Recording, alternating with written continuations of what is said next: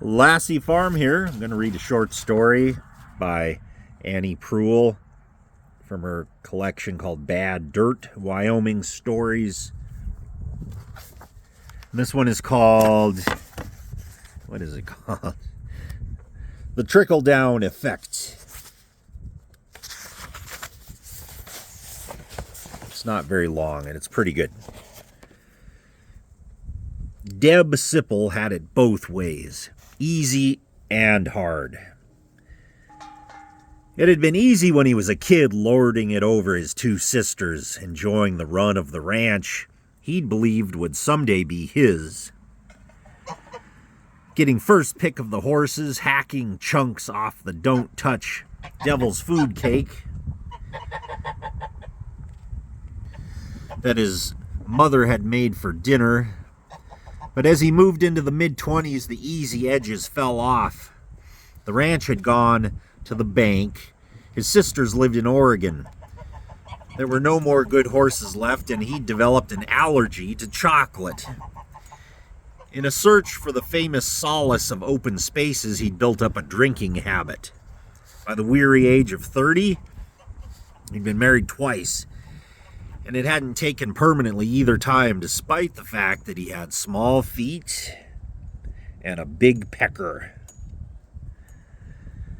Modern women had different standards than their grandmothers. Both wives had named alcohol abuse and Deb's lack of steady income as crucial factors in the breakups. He smoked too, but not much was made of that. Janine called him a sorry shit. Paula cried large round tears, said she loved him still but would be leaving him for a sheep rancher the coming weekend. What? You're running off with some mangy sheep herder? Not a sheep herder, rancher. He owns a sheep ranch. Sure he does. And if you are going, don't do me no favors to wait for the weekend. Get the hell out right now. And he helped her pack by throwing her clothes, makeup, pots, and jars, sewing machine, and other female accoutrements into the yard. Deb's only asset was his flatbed truck. Most of what little money he made with occasional hauling funneled straight into Elktooth's 3 bars, what bartender Amanda Gribb called the Wyoming trickle-down effect. He would run up a big tab at the Pee-wee, and when Amanda leaned on him, he'd switch to the Silvertip, and the Pee-wee saw him not.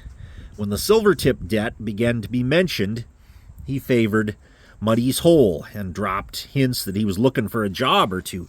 Everyone understood that he wasn't interested in a real job, but in a few days' work.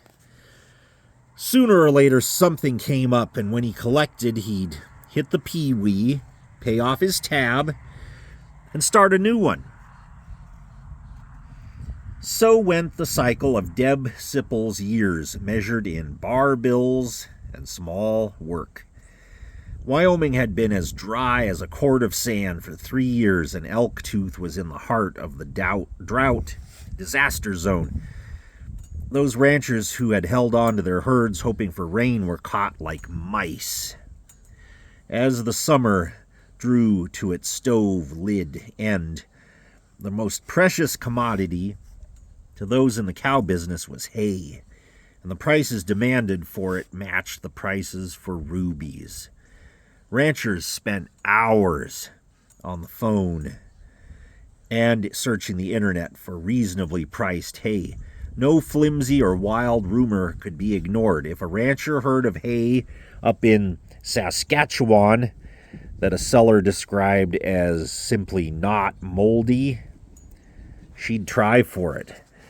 Most of the desperate ranchers were women, for in Elktooth, lady ranchers abound. Some who had stepped into ownership when a husband rancher died, some the mature daughters of men who had sired no male heirs, Some ex-CEOs who had tossed up everything and headed for the high country as close to Jackson as they could get.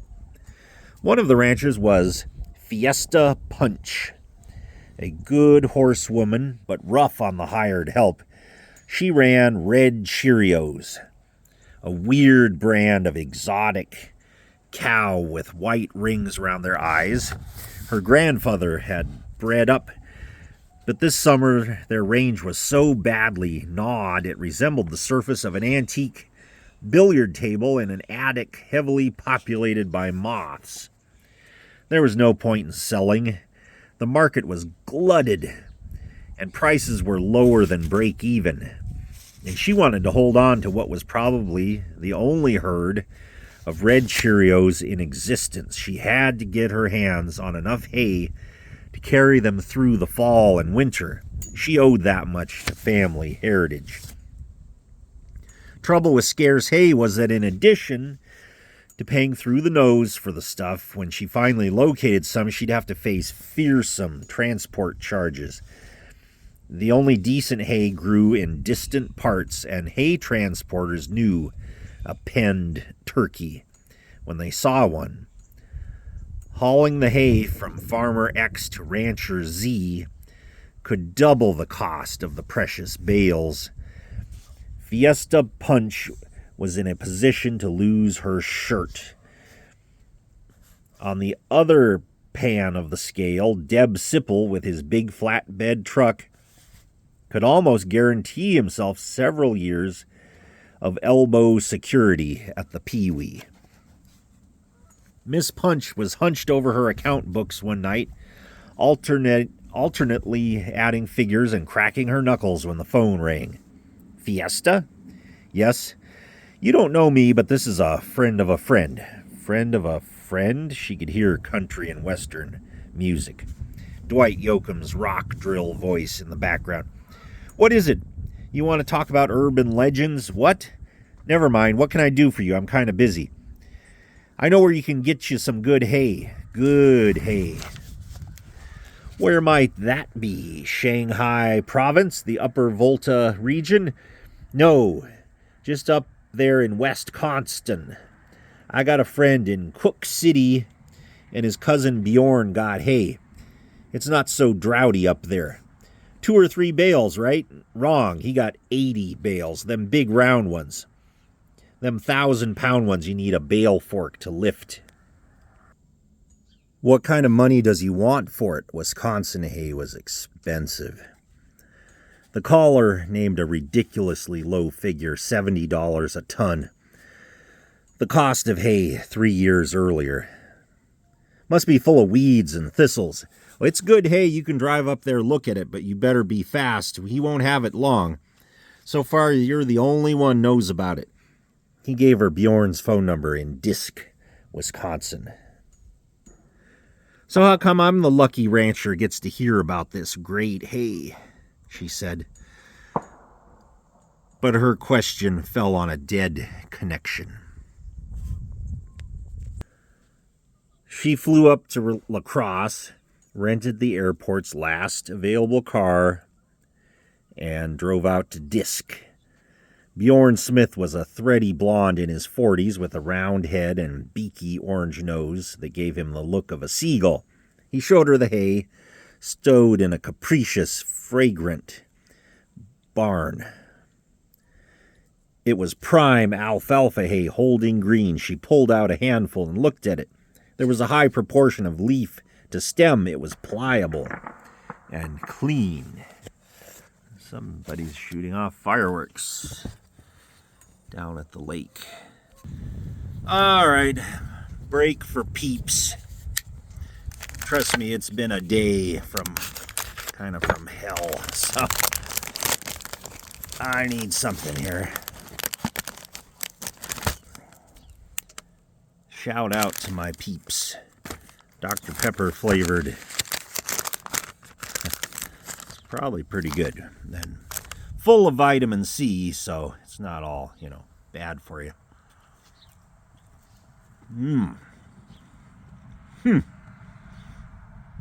Wow, that does taste just like Dr. Pepper. Pretty good.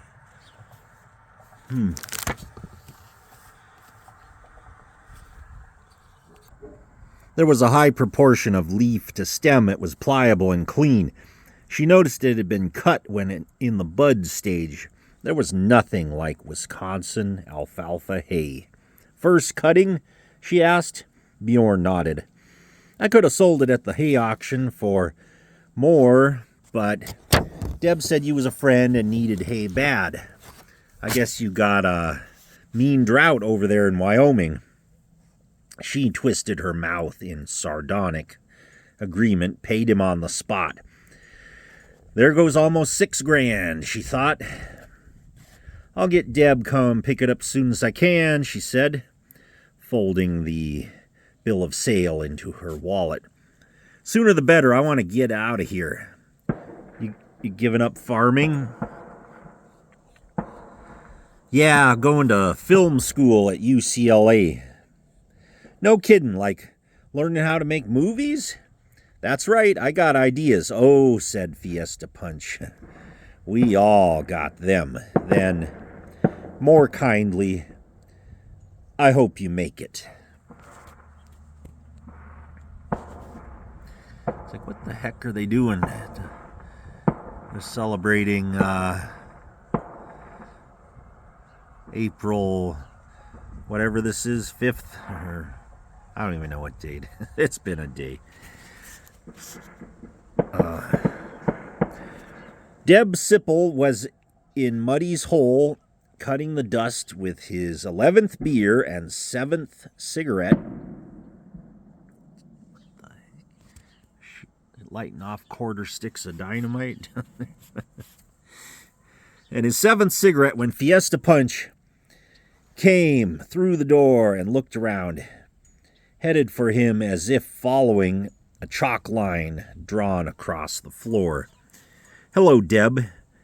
That's a filthy habit. Everyone else but you gave up smoking. Anyways, I bought some hay up in Wisconsin, and I want you to go pick it up soon as possible, tomorrow. Wisconsin? Hell, that's halfway across the country. That's the other side of the Mississippi. It's almost in New York. Not quite. It's in Disk, just over the Iowa line. I think you know, so don't play dumb. She knew who the anonymous caller had been. Speed is necessary. Your pal Bjorn wants to split, and I need the hay. It's a couple trips for you. He put on a sly face. You know I'm gonna bite your red rosy ass with a heavy price. That's what I come to discuss. I gotta ask $2.50 a ton. I'll take it. She could hardly believe her ears. She had been expecting to hear $20 or $30 per ton. Per mile, said Deb Sipple. Fiesta Punch figured the damage rapidly. It was give or take 900 miles to Disk, Wisconsin. 80 tons times $2.50 was $200 per mile times give or take 900 miles. No way. That's what I call a highway holdup. That's over $180,000. That's more than the herd is worth. I guess the spirit of Butch Cassidy ain't dead yet. Fiesta, you could drive up there yourself in your pickup, bring it back a ton at a time. Or you could rent one of them U-Hauls. Shouldn't take you more than a few weeks. A get her done if you work at it steady. You know I can't do that. I got responsibilities here. I got bovines need looking after. Tell you what, I'll pay you $50 a ton and no mileage charge. It comes to about $4,000. I can afford that just barely, and you will make out like a pig in a feather bed. Oink, oink, said Deb Sipple. Make it 5. Fiesta Punch nodded grimly. Someone put money in the jukebox, and Dwight Yoakam began to sing. The first trip was easy. Deb Sipple drank a beer with Bjorn, had the truck loaded and secured. In 2 hours, the hay bales lined up to make 2 huge cylinders. On the way back, he took a northern route, stopped in Albert Lea, Minnesota, a town whose crimson past had faded to pink, but where Deb Sipple had no trouble finding the electric silo, a honky-tonk where he took on some personal freight that gave him a bad headache by 4 a.m. In South Dakota, he stopped for 4 cups of coffee and a bison steak, and after a cigarette and a piece of apple pie was feeling well enough to continue. Fiesta Punch had him unload the hay in the pasture near her main gate. "I'll pay you for the whole run when you bring back the second load," she said, then relented under the force of his pitiable pleading and paid him $100 on account. The second trip was notable in every way. He got off to a bad start by picking up a female hitchhiker who told him she'd been in prison in Florida with Aileen Wuornos, the serial killer, whom she counted as her best friend. He made an excuse to stop at a service station, and when, at his suggestion, she got out to use the ladies' room, he took off. To steady his nerves, he visited Albert Lea again, and so missed the weather report warning of windstorms in the coming days. And when he pulled into Bjorn's, it was well past midnight. The hayman was not pleased and told him to sleep in his truck until daylight. It was noon before he woke up. It took 4 hours to load the hay, partly because the wind was gusting to 60, partly because Deb Sipple was distracted to find he had smoked all his cigarettes in Albert Lea, and his host laughed cruelly when he asked for tobacco. Then he discovered he had forgotten to bring the tarp. What the hell? If it gets wet, it gets wet, right? It was no fun to drive a big rig loaded with round bales under a dark sky and high wind with a hangover and the cigarette fits. But that's how it was for Deb Sipple. When once again he came to Albert Lea, it was nightfall and natural to pull into the electric silo, a bar he ranked second only to the Pee-wee. He thought briefly about moving to Minnesota. He apologized to the comely bar girl, who remembered him by name, for drinking only 4 beers. Explained that he was in a hurry, bought 3 packs of cigarettes for the road, and said goodnight. Outside, the wind had lessened a little, and he could see something like stars overhead. The weather was clearing. But the scanty number of beers left him with a gnawing, unsatisfied feeling. And in Rapid City, he found Clipper's Clip Joint, which had everything he wanted, from cheap shots to foaming on tap to Dwight Yoakam songs. At some point, 2 men carried him out to his truck and heaved him up into the seat, told him to sleep it off. But hardly had they gone back inside than he was bolt upright behind the wheel and fumbling for his cigarettes. A cigarette going, it was only natural to start up and drive, and in half an hour, he'd found his way out of Rapid City with its crazy double street lamps and whirling traffic lights, and was sailing west on I-90. The minute he hit the Wyoming line, he felt better, opened the 3rd pack, and lit another cigarette to celebrate a return to his home state. It was a jolt to find he already had a cigarette going, but he threw the half-smoked one out the window and rolled on.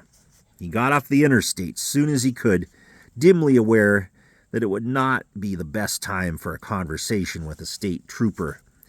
By the time he turned onto the road for Sac, with Elk Tooth only 40 miles beyond, he had tossed 14 burning cigarettes out the window, and many of them had nuzzled into hay bales. Deb Sippel's return was the closest thing to a meteor ever seen in Elktooth. His truck, a great fiery cylinder hurtling through the darkness. Those who missed seeing it have to depend on the reports of the fortunate few who were awake at that hour. The most vivid account will come from Fiesta Punch, who lost not only the burned cargo but the bales he delivered earlier, consumed in the myriad grass fires that followed him into town and laid waste the ranch country. The $100 bill Deb had begged from Fiesta Punch had gone to gasoline and the electric silo. "I guess they're even," said Amanda Gribb.